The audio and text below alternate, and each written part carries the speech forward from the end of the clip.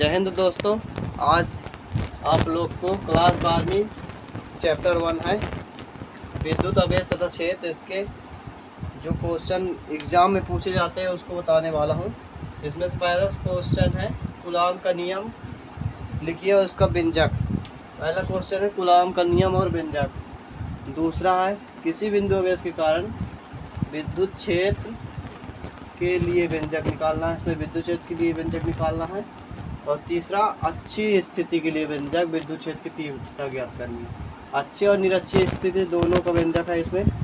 और चौथा विद्युत द्विध्रुव के लिए स्थितिज ऊर्जा ज्ञात करना है। स्थितिज ऊर्जा यू का मान ज्ञात करना है।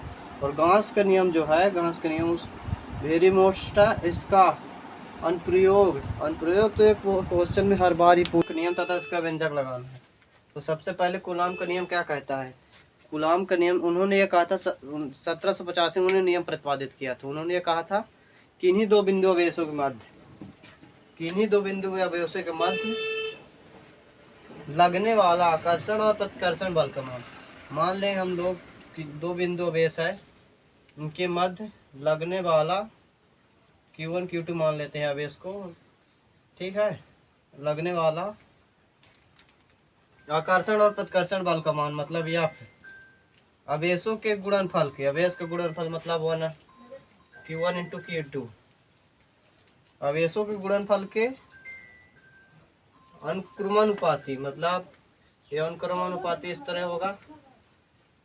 जो आकर्षण प्रतिकर्षण बल का मान F है, ठीक है, तथा बीच की दूरी मान लो R है, तो इसकी दूरी के वर्ग के व्युत्क्रमानुपाती, मतलब वर्ग के व्युत्क्रमानुपाती 1/r², वर्ग का व्युत्क्रमानुपाती मतलब बटे में होगा, उसको व्युत्क्रमानुपाती कहते हैं। तो F अनुक्रमानुपाती 1/r² होता है, ठीक है। ये इसका नियम है। तो अपन लोग सबसे पहले नियम देखते हैं ना, तो नियम लिखते हैं। नियम बोल रहा है, और सबसे पहले लिखेंगे 1785 में कूलाम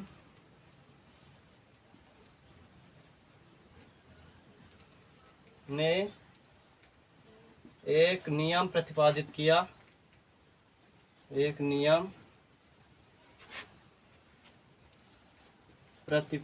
किया, जिसे कूलाम का नियम कहते हैं ना, जिसे कूलाम का नियम कहते हैं। अब यहाँ पास से नियम लिखेंगे, किन्हीं दो बिंदु अवेश, किन्हीं दो बिंदु अवेश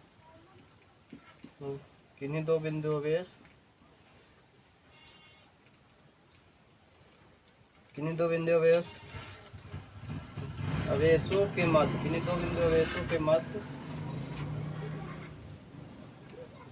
मध्य लगने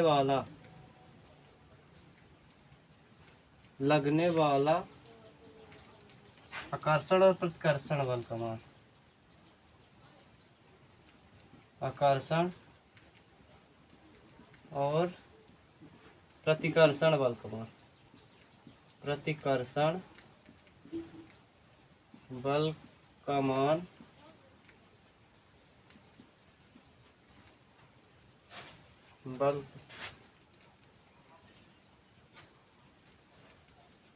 अवेशों के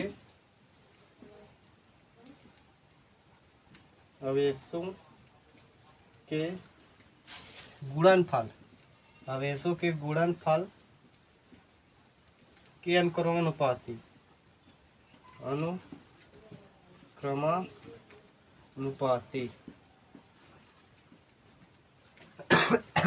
तथा बीच की दूरी के वर्ग के व्युत्क्रमानुपाती होता है। बीच की दूरी के वर्ग के व्युत्क्रमानुपाती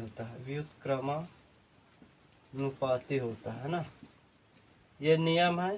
तो आप सबसे नियम लिख लो पहले, आप लोग स्क्रीनशॉट ले लो नियम का, ठीक है ना, ले लिए ना सब लोग। अब आपको नियम का व्यंजक सॉल्व करना है ना, ठीक है, तो व्यंजक करना।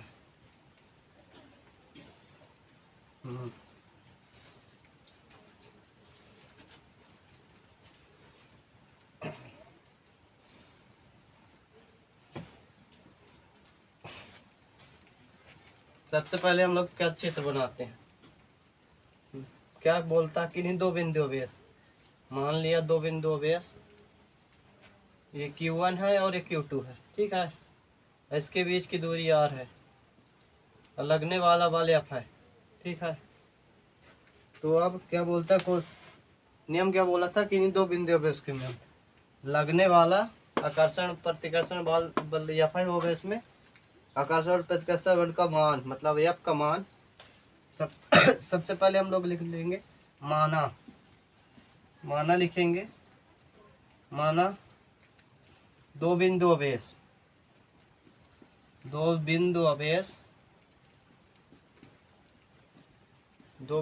Q1 और Q2 है, Q1 व Q2 है, ठीक है।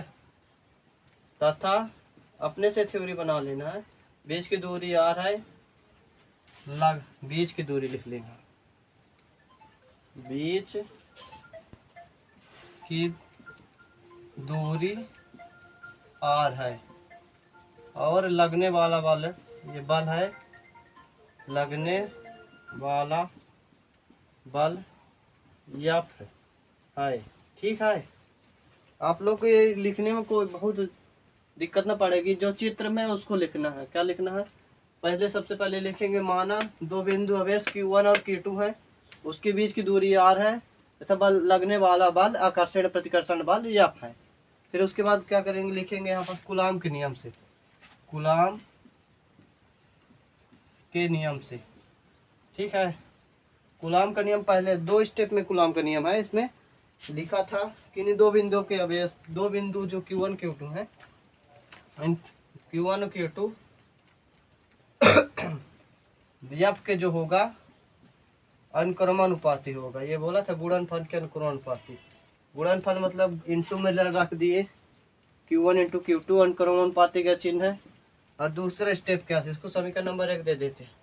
और दूसरा स्टेप बोल रहा था गुणन, जो आकर्षण और प्रतिकर्षण बल का मान है, बीच की दूरी मतलब R, बीच की दूरी R जो है, R के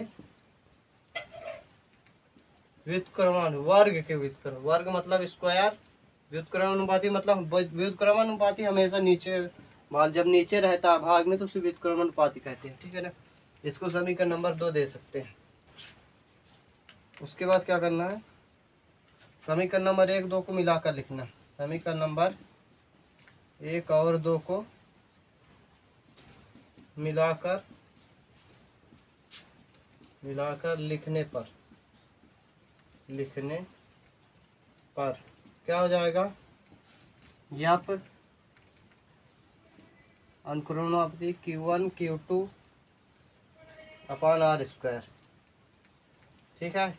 इसके बाद जब ये चिन्ह हटेगा अनुक्रमानुपाती का, F होगा बराबर लगेगा, चिन्ह हटेगा तो के स्थिरांक आएगा, देखिए स्थिरांक हो गया Q1 और Q2 अपान R स्क्वायर, इस तरह लिख देंगे। इसको समीकरण नंबर 3 दे देते हैं,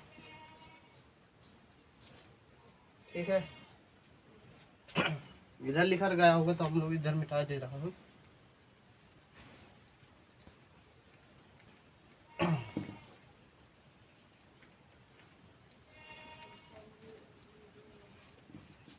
अब क्या करना है, लिखेंगे जहाँ के समीकरण नंबर 3 में जो के है अनुपातिक नियतांक है, अनुपातिक नियतांक है। इसके बाद क्या करेंगे, SI पद्धति में निकालेंगे, SI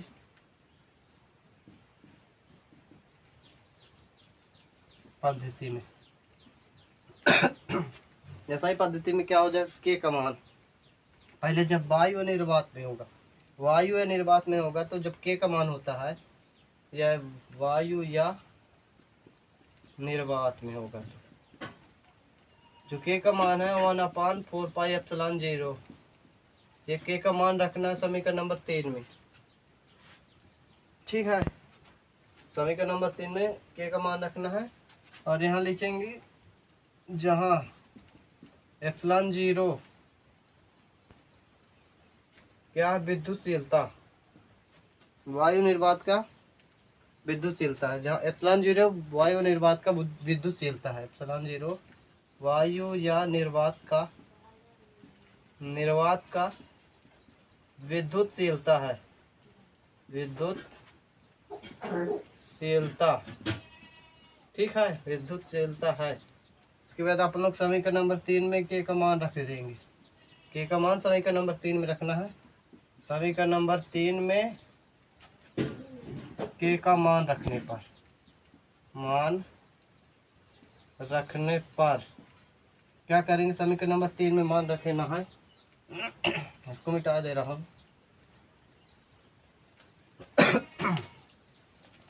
समीकरण नंबर 3 ये है। 3 में जब मान रखेंगे यह बराबर 1/, के का मान 4πε0,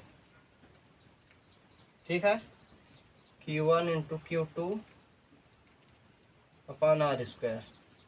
ये SI पद्धति में इसका मान होगा। ठीक है दोस्तों, ये F जो बल होता है न्यूटन में हमेशा आता है, तो इधर न्यूटन लिख देंगे।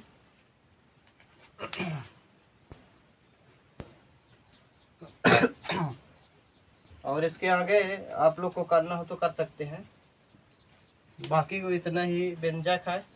इसका आंसर है, जहाँ इसका मान भी रखना है तो रख सकते हैं। 1/4πε0 का मान होता है 9 × 10⁹। इसको यहाँ पास आप लोग रख सकते हैं, जैसे रख लेंगे ये आप 9 × 10⁹ Q1 Q2/r²। ये इतना आप लोग कर देंगे तो फुल मार्क्स मिलेंगे, है ना। और दूसरा